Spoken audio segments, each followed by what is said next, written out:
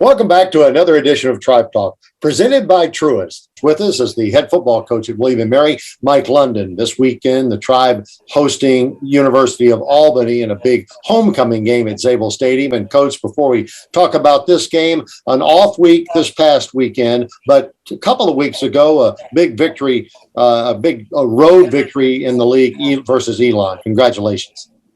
Yeah, thank you, Jay. It was a hard-fought victory. I thought we played well, and particularly in the end, you know, how you close out games. Football is such a situational game, and the last few minutes of the game, you know, we're able to to execute a lot of things that allowed us to run out some of the clock, to make plays, be aware of last play opportunities and throwbacks across the field, just different things that you may practice a few times, but just being alert and aware that these circumstances come down to, you win them and you lose them, how you respond to them. So we responded well. Your freshman quarterback, Darius Wilson, made a heck of a play late in the ball game, third down, and I think 3, maybe. He rolled to his right, and being a left-hander, he kind of had to twist around a little bit and got that ball to Donovan Lester, who ran it for a first down. Can you explain that call, first of all, for the fans and how big a play that was? Yeah, that was a huge play for us, and obviously knowing what the down and distance was, the ability to use the field to allow a guy like Donovan Lester to catch the ball and give him space.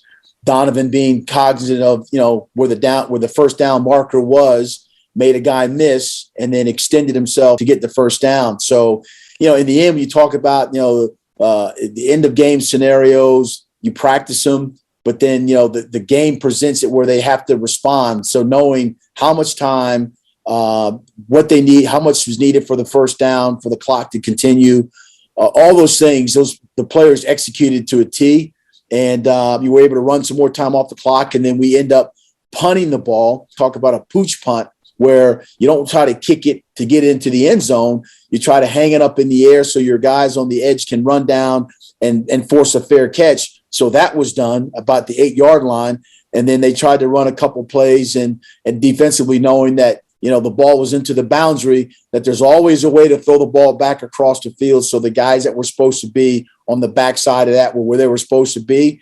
And then the game ended. So it was, it was executed very well. And, and we got a victory out of that. So that's an important element of finishing games. And we were able to finish. Coach, this weekend, it's Albany coming to town. William & Mary is getting votes for a top 25 spot, off to one of its best starts in many years, 3 consecutive victories. Albany coming in, they've had a rough road to hoe in a lot of different ways. Tell us about Albany this year. Yeah, Jay, it's an excellent football team. It's a team we played in 2019. They beat us 39-31, I believe. I remember they scored 17 points in the fourth quarter. Their quarterback, Undercuffler, is an excellent player. He's up for some of the recognitions of being the FCS's National Player of the Year. They have a running back, Mofor, that is a dynamic guy that can run downhill. He can jump cut. He can do all the things that you see great running backs do. They're athletic defensively. Up front, they got a front four that is just up the field, penetrating, running down plays. They do a good job of getting after the quarterback. So it's a good football team. And I've said a lot of times, you look at all the teams that they played, the combined record of the teams that they played is 14-3. They played 3 top 25 FCS programs, and then an FBS program. So they've played some good teams. And I know that this is a critical game for them coming on the road. Our homecoming is critical for us as well. But we want to approach this as if we can go 1-0 again. A home game, the circumstances that, present itself, it gives us an opportunity to continue. So we're excited about the challenge that Albany presents, but was very, very respectful of who they are, and what they're capable of doing for sure. How much emphasis do you put on homecoming for your men that, social media notwithstanding, they know everybody that's coming in, past friends, they have their family coming in. A lot of excitement will be in the air at Zabel Stadium on Saturday. Yeah, sure. It's a human element that's added to it. You can't not talk about the situation. I mean, obviously you have, the players' parents coming in, you have the alumni coming in, you have all the things that go along with having a homecoming. You talk about the distractions, tickets, family members, all those things like that. And you try to focus on the game in itself and what we need to do, to be efficient, productive, and, to be able to win a football game. So you recognize it, you point it out, but you also talk about the things that are going to be necessary, because all that matters is what happens between the white lines. Everything else outside of that, we can't control. We can control what we do. We're on the football field, and that's the main focus. So you had that week off. In a word, are you healthier heading into this game this weekend versus Albany? We've got some guys that their play count and their opportunities to be involved in the game plan has increased. It's one of those things that you hope that the players get the rehab that they need. And when you're talking about hamstrings and shoulders, I mean, it's not like, after 1 week, they all of a sudden they get well. It's a process as you go through of providing opportunities, get the treatment, and see how many plays, how many reps they can get, perhaps to add to your game plan. So there will be some guys that have missed some games because of injuries that have got to the point where it's been long enough that, there may be some guys included in some of our game planning, some guys included in some special teams play that have been missed. So, we'll play who's ever available, and just know that it's a long season, and the injuries is a part of this game. But, right now we're in a position where we're better than what we were a couple of weeks ago. Coach, it's Albany this weekend. It's homecoming. 3:30 is the opening kick at the Zabel Stadium. Good luck, and thanks for your time. Thanks, Jay. Appreciate it.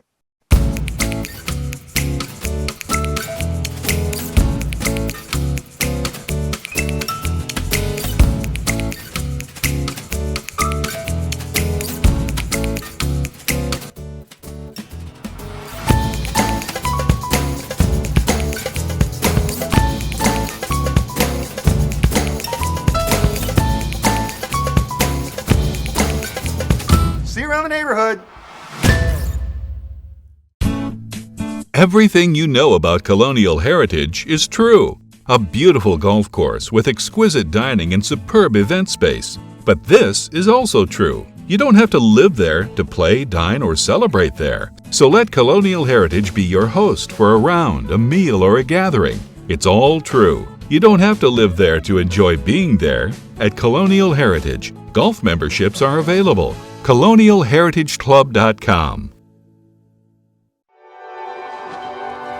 What does tomorrow look like? That's really up to us. By exploring what's ahead and learning from where we've been, we find ways to care and teach ourselves and others how to heal so that we can make life better by design.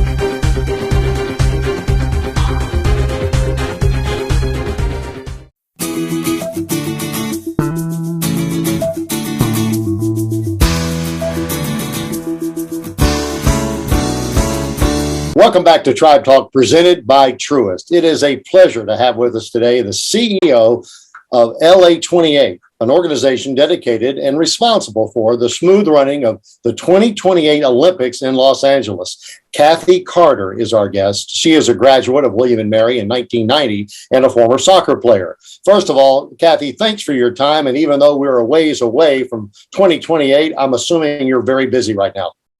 Yes, definitely. First of all, thanks for having me. And I got to say, I actually graduated in 91, so don't make me a year older than I actually am. So homecoming coming this weekend. If I'm doing quick math, it's 30 years. It is indeed. Unfortunately, I'm not going to be able to make it this weekend, but I have had an opportunity to get together with a big cohort of William and Mary graduates recently. About 12 of my best college girlfriends got together. So we tried to ring in William and Mary pride in style. I want to talk to you about your years at William and Mary, but before we get to that, can you, your current responsibility is incredible. Bring our tribe fans up to speed on what you've been doing since you graduated from William and Mary. Yeah, well, actually, it's a good story just in terms of some of the offerings of the college. And in fact, when I was a senior in school, the famous and supportive Mark McCormick, one of the originators of the sports marketing industry, came back to William and Mary and actually spoke to a lot of the student athletes. As you mentioned, I was a soccer player on the women's team, and it was coming out of that. I think everybody said, "Boy, wouldn't it be great?" And this is exactly what I want to do: is go into sports. But at that time, in 1991, early 90s, wasn't much of a sports industry. So I actually started my career out of the college in consulting for Booz Allen and Hamilton. And I actually got a great opportunity to join in 1993 the organizing committee for the 1994 World Cup.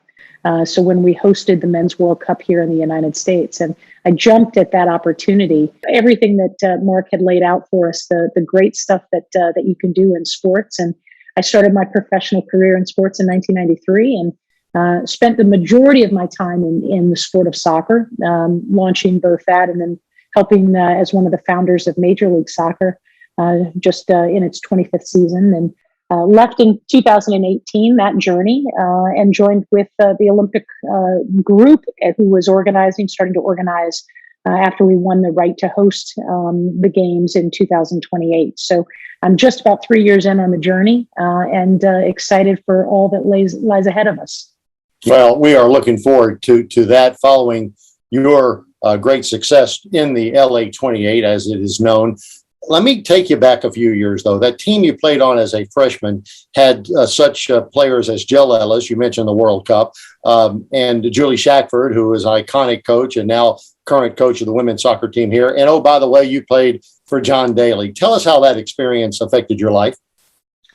Well, I would say that William and Mary in its totality and the soccer team in particular still is the foundation of sort of my history with the school and ultimately the people in any sort of crunch that you can turn to. And, I was fortunate to know both Julie and Jill even in high school, but having a chance to play with them and to coach through the years with both of them through actually Jill's dad's camps was really a critical part of my foundation as a person, let alone as a business executive. And, both Jill and Julie and many of those players from those formative years, I'm still could text in any given day, and we're still thick as thieves. And so nobody was cheering more loudly. In fact, I had left soccer, but actually made my way over to France to really support and cheer on all of the great things that Jill and the women's national team were doing. So it was and continues to be one of the highlights is to see the great things that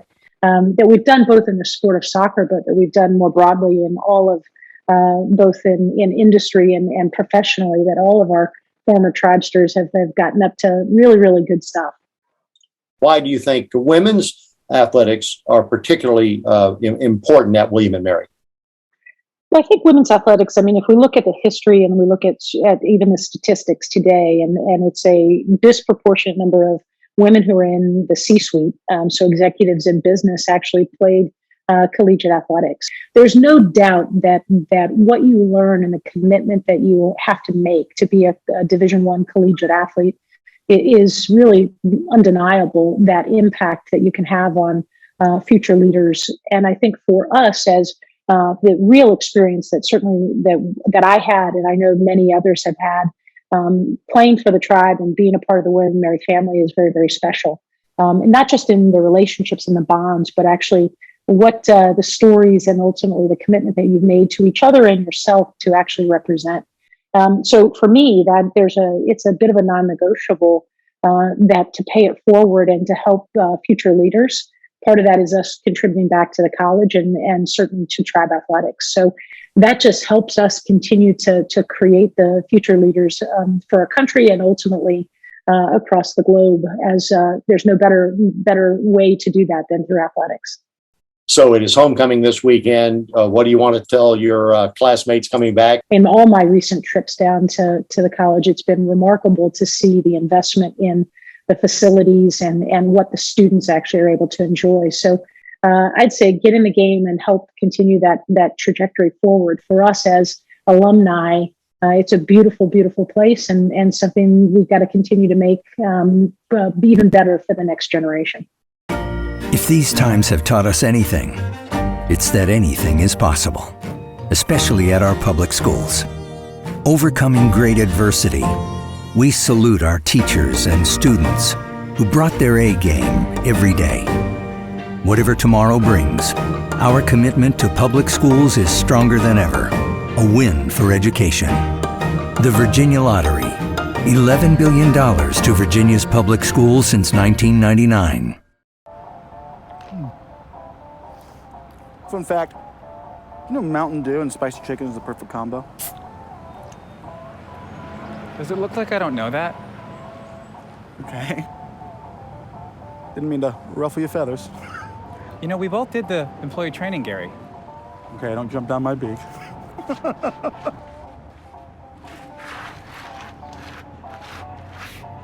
Doing spicy? Do the do. Why live alone when you can live connected? Move to Williamsburg Landing, the area's premier continuing care retirement community, and expand your social network. Join friends for dinner at the Cove Cafe. Get moving at the Health Club and Spa. Enjoy the many programs and activities. Williamsburg Landing. Your life, your style, your plan. Call today or visit williamsburglanding.com.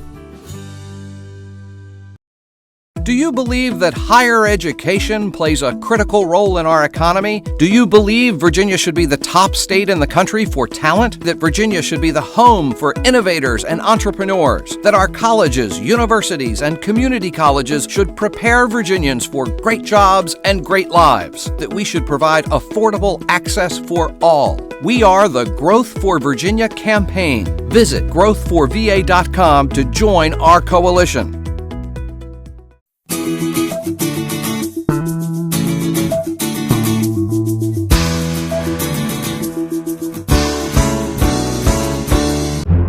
The William & Mary Student Athlete of the Week, presented by the Virginia Lottery, recognizes tribe student athletes for their standout efforts in competition, the classroom, and the community.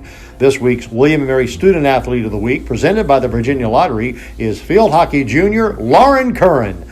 Lauren was voted the winner by the William & Mary fan base via social media polls on both the @Tribe Athletics Twitter and Instagram accounts. Men's soccer player Alexander Levengood, men's cross-country athlete Jacob Jones, and women's tennis player Hedda Gerhold were also honored as finalists for the weekly award.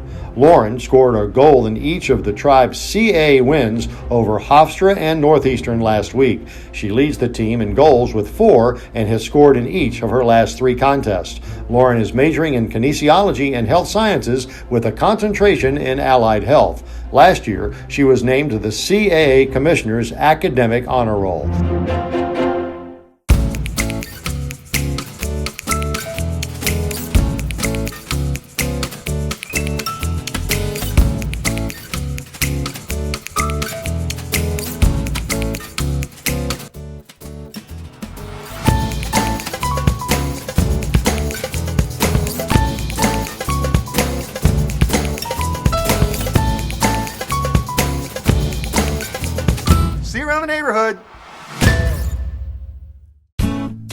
Everything you know about colonial heritage is true. A beautiful golf course with exquisite dining and superb event space. But this is also true. You don't have to live there to play, dine, or celebrate there. So let Colonial Heritage be your host for a round, a meal, or a gathering. It's all true. You don't have to live there to enjoy being there. At Colonial Heritage, golf memberships are available. ColonialHeritageClub.com.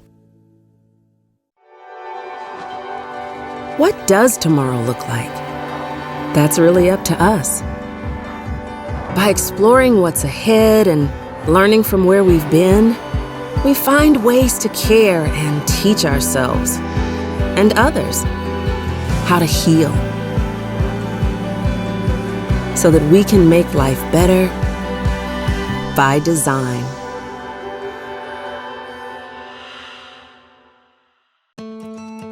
At William & Mary, we strive to be more than we are and to do more than we've ever done.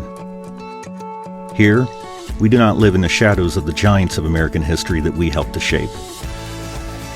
We stand on their shoulders, reaching higher, looking further, and leading the way forward. To be a place where history happens every day, and to be a university for the bold.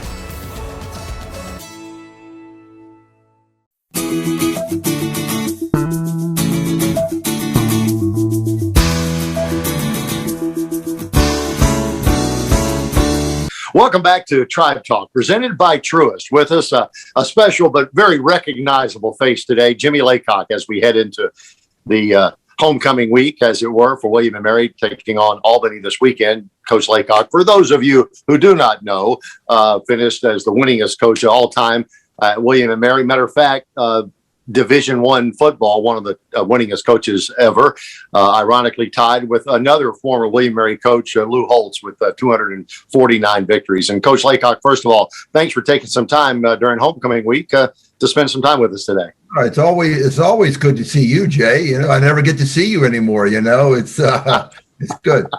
Coach, tell us what you've been doing. I mean, certainly, you know, COVID, all things COVID have curtailed a lot of the abilities to get to see one another, including homecoming, which we'll get to. But what have you been doing with yourself? Well, I'm pretty much enjoying retirement. I get asked that question about 4 or 5 times a day when I'm out, how I'm doing. And, you know, at first, obviously, it was quite an adjustment. But now it's good. I'm getting to have free time, getting to pick my own schedule, try to improve my golf game a little bit and see my kids and some other things. It's all good. I've adjusted to it and I'm enjoying myself very much.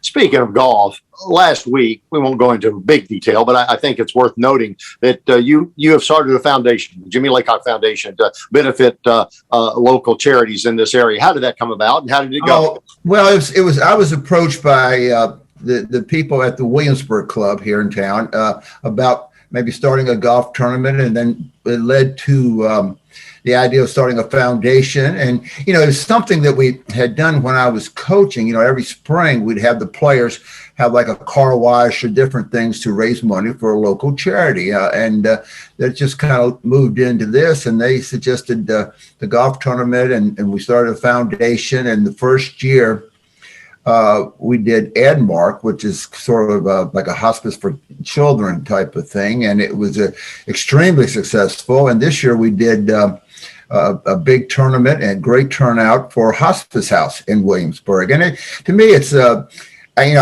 can't say enough about the support that I've gotten from the powers to be at the Williamsburg Club, Mr. Shawback and his everybody on his staff over there.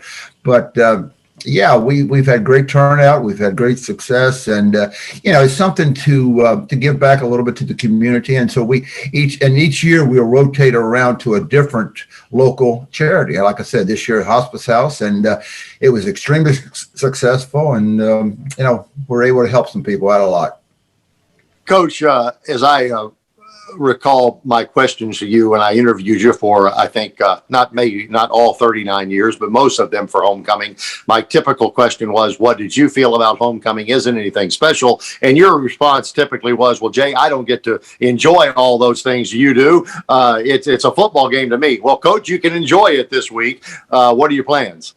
Well, you can bet that I will enjoy it. I look forward to it. Interact with Joe Montgomery. I'll have a big thing. I'll go there with him. And there'll be a lot of former players that'll be back. And I enjoy the games so far as I get to see a lot of people that would always tell me, well, I'm at the games. And I said, well, I don't have eyes in the back of my head. I don't know who's there, who's not there really. But now in going around and being able to tailgate and interact with people, that's what I'll do. And it's so neat to see the former players come back. I think they kind of surprised at seeing me smile as much around them, but they're not used to them, and they're taken back a little bit. But it doesn't take long for them to relax, and then pretty soon start telling stories about this and that, and all of that. But I plan to take it in, and it's, I think it's really neat. And I've said this before, that at William and Mary homecoming is really a big event. And it was a shame that we weren't able to have it last year, with the pandemic and all of that. And I think it's kind of like people are just bursting out right now to come back and interact and see people and watch the game and all that. And I look forward to taking part in every bit I can. Coach, I think I've seen you at practice a few times over the years since your retirement, and talking with Coach London. How do you think Coach London is doing in replacement of a legend? Oh, it's not. I don't get involved in that whatsoever. I enjoy going by practice and visiting with with Mike, and then seeing Bill Cole and Shane, the equipment and everybody like that. And there's still some players there, a good number of players there that were there when I was there, and that we were involved, and and seeing them and catching up with them, and just basically just showing them that I'm interested and that I'm supporting them. What makes homecoming so special at William and Mary? Well, I think because people have such a great feeling about the school and about their experience there. And I think the other thing, as I had told the players, it's about the relationships that were formed there. And these relationships carry on not just right after school, but in my case, 40, 50, 60 years after they were in school. And they've maintained such strong relationships because of the type of school that William and Mary is. It's very challenging academically, but the players take a great deal of pride in the success that we have had with the football program over a number of years. Jimmye Laycock has been our guest for Homecoming Week. We really appreciate your time, Coach, and continued enjoyment. Let's just say that. And hope to see you soon. You will, Jay. All the best to you.